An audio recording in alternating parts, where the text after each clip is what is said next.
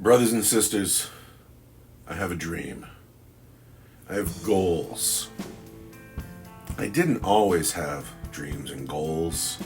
When I was young, I was focused mostly on survival, the rent, the bills. And then when the rent and bills were taken care of, I was focused on girls. And then I got a little older and I had children. And then your dreams and your goals are the kids okay? Are they happy kids? Are they healthy kids? Are they doing good at school? Do they have enough to eat? Are you a good dad? Because no matter what else you do, if you're not good to your kids, you've failed at life. You got to be good with your kids. But now I'm older still. I'm 46 now, and my kids are damn near grown. And I have different goals of my own. Because survival, I'm all right. I'm doing okay. I'm not all messed up like I was as a young man. And my kids are doing great. And so now I have the ability to have some goals of my own. And here's what my goal is. And I've been saying this for a few years now. But what I want is, as I go into my old age, I want to go to different places and meet different people and play Warhammer with them or other tabletop games. I think this sounds like a great way to get into your old age. I don't really care for adventure anymore. Again, I'm a little older now. I don't want to go to the big events. I don't want to chase the women around. I don't want to try the substances. I like to stay home. I like to be quiet. I've had my adventures. I've fought my wars, and now it's just time to be quiet, and it's nice. But I find it kind of limiting because as much as I say that I want to be a member of the War Games community, I say that a lot. And as much as I say that these type of games are about friendship and togetherness and having to look your opponent in the face, the reality of it is if my opponent doesn't show up at my apartment, I don't play. That's the reality of it. And I know what you're thinking. Warhammer friends are hard to find. When I go to my job every day and I talk to the people there, and when you talk to the men who would be the people who would play Warhammer, you can't talk to them about it because they want to talk about sports and gambling and sports gambling. And I hear so much of that. And then the one dude I work with who I thought you could say Warhammer to, he plays Dungeons and Dragons.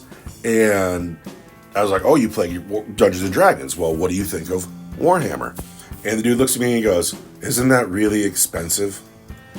And so, getting other people in or just finding randos that you can, be Warhammer friends with, it just doesn't happen. Except for it did. That's how me and the Farseer got to be friends. I was working at a restaurant, and he comes in. He's 17 years old at the time. He comes in to be like a busboy. And somebody says something about Warhammer, and the other guy perks up, and next thing you know, friends forever. But I've only had that experience once. But now the Farseer, he's off. He's being a busy guy. He's got his life going on. And I don't get to play with him every week. The Refuser comes over, and she plays, and that's really nice. And as great as she is about playing and is wonderful, she's gotten really into the hobby, and it's been great to watch her be into the hobby. But she's not a 40K nerd the way you and I think of 40K nerds. You know what a 40K nerd is. If you're listening to my voice right now, if you just tuned into Starcrunch today, you're a 40K nerd. You can't get enough of it. You want more, you want more, you want more. And those are the type of people who I would like to meet and be friends with, but you don't find them unless you go to the places where they congregate. And I don't. Because again, I am a shut-in and I'm not the most socially graceful man. And people always react very strongly to me. People either really love me or they really hate me. And I'll never understand why. But in my town now, in the town I live in now, there's a game club. And I've been playing Warhammer forever, and this whole time there was not a game club. There is the actual Warhammer store, which is also new, and it hasn't been here the whole time. But now we have a Warhammer store, but I don't ever go there, because you go to the Warhammer store, you got to pay full price. And I don't pay full price for any of this stuff. My friendly local gives me 10% off. And then, of course, eBay is where the deals are. And But anyway, so I don't really go to the Warhammer store. But there is a game club in my town now, and they have Warhammer tournaments. And I've been saying forever, I'm going to go down there and be part of that group and do that thing. But I haven't. And I've made, I got my excuses. Oh, my car has trouble. My car always has trouble, Or, I don't have the time now or whatever. But the fact of the matter is that I'm a coward. It's that I am socially awkward. That going and making friends makes me nervous. And then what happens if you go down there and it goes south and everybody hates you? And then all of a sudden, here's the Warhammer community. You found it. Here are your people, but you don't fit in. And you just don't get to have people. And I know that's just me being a paranoid person, but I've known a lot of people, and I used to have a lot of friends, like a lot of friends, but they weren't good people. They didn't want my life to be good at all.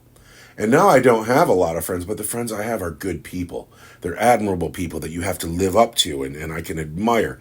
And I like that way better. But also,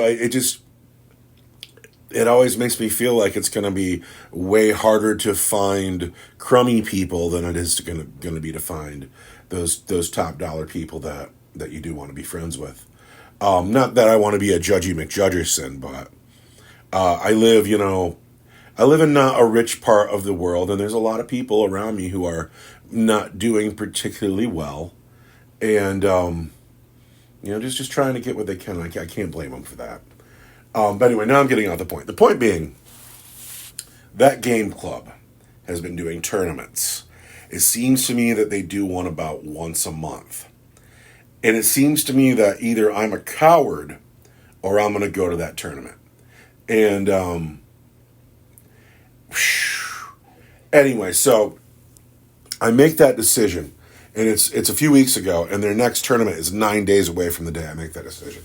So I was like, I'm going to do it. I'm going to get it ready. And I start getting my army ready, and I'm going to go down there in the 9 days away. And I have a unit of Terminators I have to paint up, but I'm going to make it because a unit of Terminators in a week is not a big deal. And then I'm going to go play this tournament, right? But then I realized that I don't ever play matched play. I'm awful at matched play. Leviathan is my least favorite way to play 40K. It has been this whole edition. I realized that I wasn't ready for the tournament. So I backed my foot off the throttle. I haven't painted my Terminators yet, but they're coming. But I have to study the Leviathan cards. I have to study the match play rules. And I have to make sure that when I show up, I'm not a buster. I'm not going to embarrass myself, which is totally a possibility. And aside from embarrassing myself, I don't want to give my opponent bad games. Even if we're all having fun and everybody's having a good time, I don't want somebody to have an easy game just because they played me, because it's a tournament and everybody's playing the tournament together. And I don't want to be a layup for some buster who's going to win overall because he scored 100 points on me. So the Leviathan cards have to be perused. And the match play rules, I really have to get into all that. I actually have to watch some match play YouTube is what I got to do. I don't even know about those channels, but that's not even why I'm making the video. We're making the video so we could talk about my tournament list. So here we have the units that I can call tournament legal and painted, except for that block of hammer and shield Terminators. They will be painted. They're on the list. I have Lieutenant Favorite out. Lieutenant Favorite is no longer legal. He cannot take that Stormbolter anymore. But also, my Sergeant in this squad of Tactical Marines is no longer legal as well. He can no longer take 2 grav pistols. However, a Sergeant in a task squad can take a power weapon and a Stormbolter. So, I'm going to pull this Sergeant out. And Lieutenant Favorite, I'm sorry, just got demoted to Sergeant Favorite. Only for the time being. He'll come back. Then, over here, these units are in fact legal, but Agent Jones is a really old model. I don't think he's on the appropriate base size. We're going to pull him. And if you're a regular channel watcher, you'll know that Agent Smith has no business going to a tournament. Agent Smith can't hit the broadside of a barn, so he's got to go. Over here we have Chaplain Cooper with his jump pack. Now, I love Cooper. Cooper was my very first Star Hunter. He's the guy. The downside is none of my Assault Marines are legal anymore. They're all in Legends. I could take 5 guys with bolt pistols and chainswords, call them Assault Intercessors, and then attach Chaplain Cooper to them and bring them. But I don't want to. I really don't want to do that because they're not Assault Intercessors. They're my Assault Marines, and also bring them in home games. I'm not devoted to no Legends units. I like Legends units; they're great, but not for this list. So Cooper, gotta go. But other than that, these are all legal units. Now these Terminators need their paint, but they're on the list. I like having 20 Terminators on my list, and that makes it groovy. I'm not sold on Sir Helmet the Unsung because he is 405 points. That's a pretty big chunk on my list. That's a whole 5th of my list. And I bet you if you play at a tournament, people bring their las cannons. I bet you they're expecting him. I do like him because he's beautiful. Also, I don't think I'm bringing any rhinos. I have 3 rhinos. Also, I wonder if anybody's going to complain about how old my models are. Anyway, and then HQ choices. I love the idea of bringing Captain Crush because he is going to be neck deep in Terminators. I love the idea of bringing McIntyre because he's the workhorse of my army. I love Captain Lord because I love Captain Lord. Epistolary Giles is fine, but I would attach him to Devastators or Tactical Marines, and he gives him a 4-up invulnerable save, and it's fine, but no, he's not there. So I got to whittle this down to 2,000 points. Let's get in Battle Scribe and see how we do. So this is how we've ended up. We have the Vindicator tank, the las cannon Devastators, 5 scouts, 2 units of Terminators, one with fists and guns, the other one with hammers and shields. We have 2 units of Tactical Marines. We have a Land Raider, we have the Plasma Cannon Devastators, we have Agent Anderson, and leading the force is Captain Crush, and this is 2,000 points on the nose. I added Anderson because I hear she's good in tournament play. I don't know why. I think it's because she can leave the board and come back and score objectives, but she made the list. Also, when I added her, it came to an even 2,000 points, where I was thinking about, I have a Terminator Chaplain that I could have 2 HQs or an HQ for each Terminator squad, but he's not painted yet either, and I want to get this done. So this is my 2,000 point list. And what do you think of this, Internet? Do you play matched play? Do you play Leviathan? Is this a good Leviathan list? Here's my theory. I want to put 5 Tactical Marines and the Plasma Cannon Devastators in the Land Raider. They're going up midfield. I want to use the other 15 Tactical Marines and the las cannon Devastators to hold space and hold objectives. The scouts are, of course, forward deploying and taking that space. And then the Terminators are there to drop in from space. I have the teleport homers need painted as well, but they're there to drop in and, crunch whatever's giving me trouble. And then the Vindicator tank is just darn cool. And so this is my tournament list. What other questions do we have? So I think I'm going to end up running Gladius because I always run Gladius and I like that flexibility. But also, since I don't have all my Assault Marines, do I need that flexibility? Should I do the Vanguard one where I'm -1 to hit? I'd like defense. I don't know, when you take my Legends units out of my army, all of a sudden I don't really know how to play it anymore. So that's the first thing. Am I running Gladius? I think probably, because I'm just so used to it. Secondly, these guys can leave the board. When they come back, do they get to infiltrate again? Or do they have to come in from the table edge? Once per battle, you can use a stratagem for 0 CP, even if another unit has already used it. But what if he uses it first? If he goes Armor of Contempt for 0 CP, can somebody use Armor of Contempt later that phase who's not him? I don't know. She used to be able to do her +1 command point power while she was still in reserves. Does she still get to do that?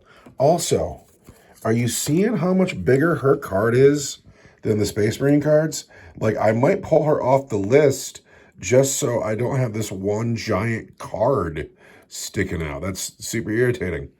So anyway, this is the tournament list. I got to paint the Marines. I got to get into facts and erratas and make sure my cards are up to date. I have to answer those questions we just asked.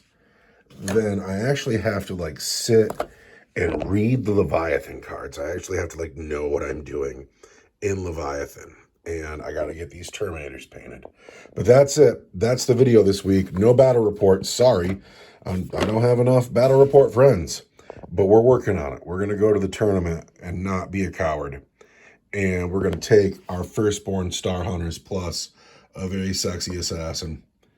And we're going to see. I'm stoked about 20 Terminators. What do you think, by the way? If you've watched to the end, if you're still with me. Captain Crush's transfer is coming off. That will have to be repaired. That's upsetting. You've watched to the end. What do you think? Who would you bring? What would you do with your list? Would you bring Chief Apothecary McIntyre? It's hard to leave him off the list. Would you have taken out a unit of Devastators and a unit of Tactical Marines to bring the Imperial Knight, Sir Helmet the Unsung? What would you do, true believer? Anyway, thank you for watching. I'm glad you're still with me if you are. Happy wargaming, everybody.